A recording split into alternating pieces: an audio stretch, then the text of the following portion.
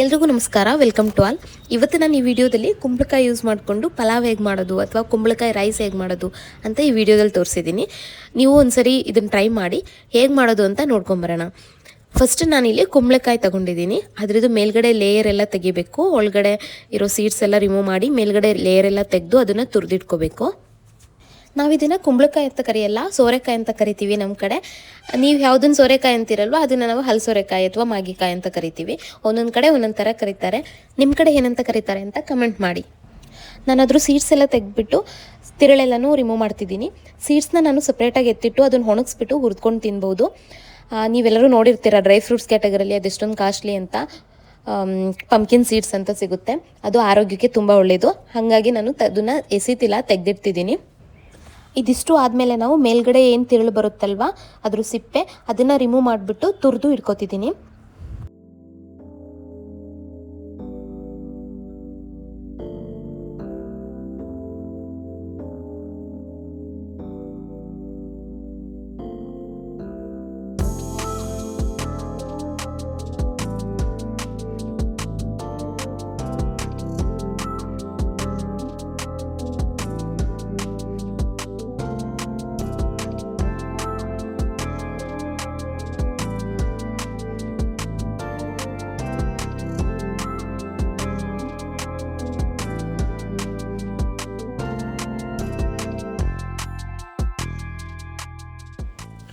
ಅದಾದಮೇಲೆ ನಾನು ಪಲಾವ್ಗೆ ಏನೇನು ಬೇಕು ಅಂತ ಇಲ್ಲಿ ತೋರಿಸ್ತಿದ್ದೀನಿ. ನಾವು ತುರಿದು ಎತ್ತಿಟ್ಕೊಂಡಿರೋ ಸೋರೆಕಾಯಿ, ಅದಾದಮೇಲೆ ಒಂದು 2 ಟೊಮೆಟೊ ತೊಗೊಂಡಿದ್ದೀನಿ, ಕರ್ಬೇವಿನ ಸೊಪ್ಪು, ಈರುಳ್ಳಿನ ಸಣ್ಣದಾಗಿ ಕಟ್ ಮಾಡಿ ಇಟ್ಕೊಂಡಿದ್ದೀನಿ.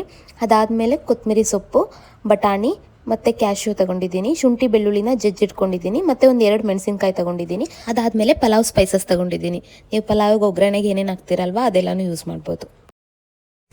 ನೆಕ್ಸ್ಟ್ ನಾನಿಲ್ಲಿ ಒಗ್ಗರಣೆಗೆ ಒಂದು ಕುಕ್ಕರ್ಗೆ ಆಯಿಲ್ ಹಾಕಿ ನಾವೆಲ್ಲ ಸೇಮ್ ಪಲಾವಿಗೆ ಏನೇನು ಹಾಕ್ತೀವಲ್ವ ಆ ಸ್ಪೈಸಸ್ ಎಲ್ಲ ಹಾಕಿ ಸೇಮ್ ಪಲಾವ್ ಮಾಡೋ ಥರನೇ ಮಾಡಬೇಕು.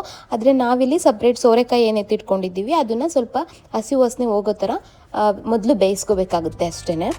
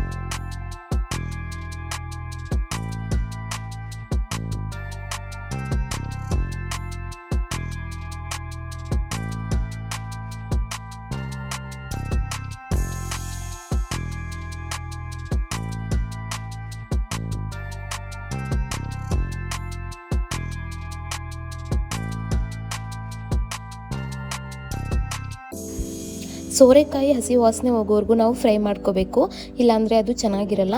ಅದಾದಮೇಲೆ ಟೊಮೆಟೊ ಮತ್ತು ರೈಸ್ ಹಾಕ್ಬಿಟ್ಟು 2ರಷ್ಟು ನೀರು ಹಾಕಿ ಒಂದು 2 ವಿಸಿಲ್ ಹಾಕ್ಸಿದ್ರೆ ನಿಮಗೆ ರೈಸ್ ರೆಡಿಯಾಗಿರುತ್ತೆ. ತುಂಬ ಈಸಿ, ನೀವು ಒಂದ್ಸಲಿ ಟ್ರೈ ಮಾಡಿ. ನಿಮಗೆ ಈ ವಿಡಿಯೋ ಇಷ್ಟ ಆಯಿತು ಅಂದರೆ ದಯವಿಟ್ಟು ಈ ವಿಡಿಯೋಗೊಂದು ಲೈಕ್ ಮಾಡಿ, ನಮ್ಮ ಚಾನಲ್ಗೆ ಸಬ್ಸ್ಕ್ರೈಬ್ ಮಾಡ್ಕೊಳ್ಳಿ. ನಿಮ್ಮ ಅಭಿಪ್ರಾಯನ ಕಮೆಂಟ್ ಮೂಲಕ ತಿಳಿಸಿ. ಧನ್ಯವಾದಗಳು. Thank you.